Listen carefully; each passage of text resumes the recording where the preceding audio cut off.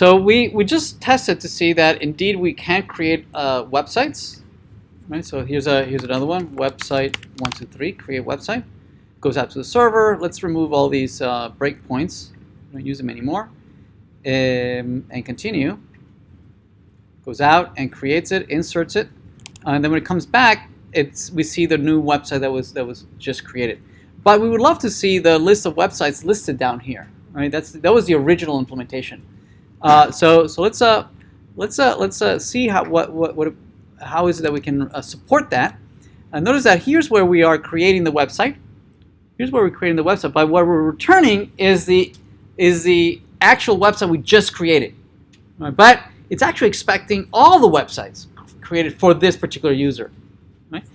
So we'd like to be able to do something like this. We'd like to go out to the website model, right, and find websites for user, right, and pass in the user ID argument that we have here, right, and that should return. It should then come back with presumably the list of websites, right, and then here we can respond with the list of websites. So respond.json the websites. Yes, but we don't have this. Right? Find websites for user. Right? That's not in the model. So let's implement it. Let's go in the model and let's add that to our website model. Okay. Again, the reason that I'm adding the functions to this variable is because that is the variable that I'm exporting. Right? So that when somebody else imports it, right, or somebody else requires it, they will have access to all the functions declared in this module. Okay? So let's implement it. So this will be a function find for user, and we have a user ID argument here. And what we're going to do is that we're going to do return website model dot find, and we want to return the websites whose developer ID is that user ID, right? So developer ID is equal to user ID. There it is. Right, so that's the filter. That's the filter. We only want the ones for that developer. And there it is. So that's going to return the website. So let's restart the server, see if that works.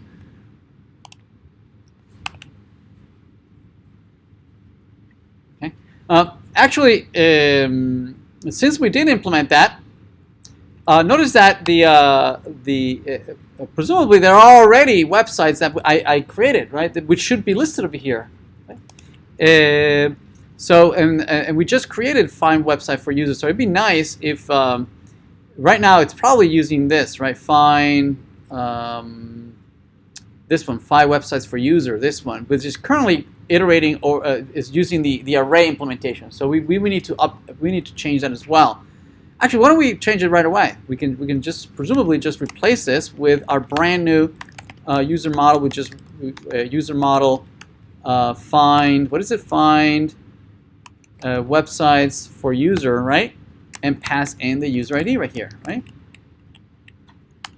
And do then function and the websites right here, websites, and we can just respond JSON the websites. Go to the database. Let's try that.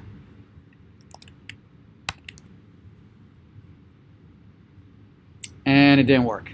What happened? Uh-oh, user model is not defined. User model, oh, not user model, website model. Website model. Let's try it again.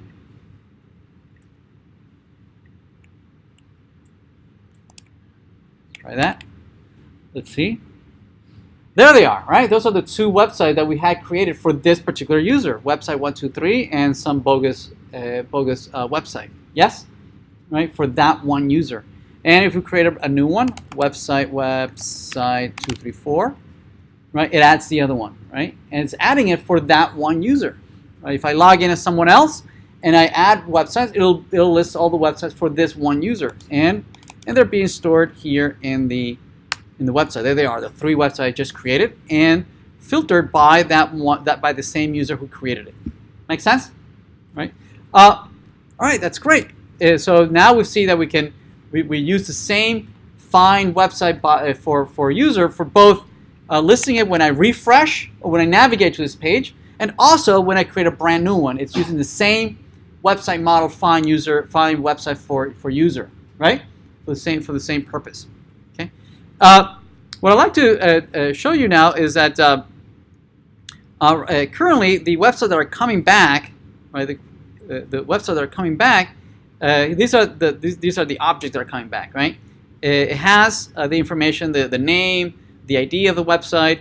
They have the developer ID, and so I'd like to show you what can we do with this developer ID. Right? It's a couple of interesting things that we can do with this developer ID, and I'd like to show you next.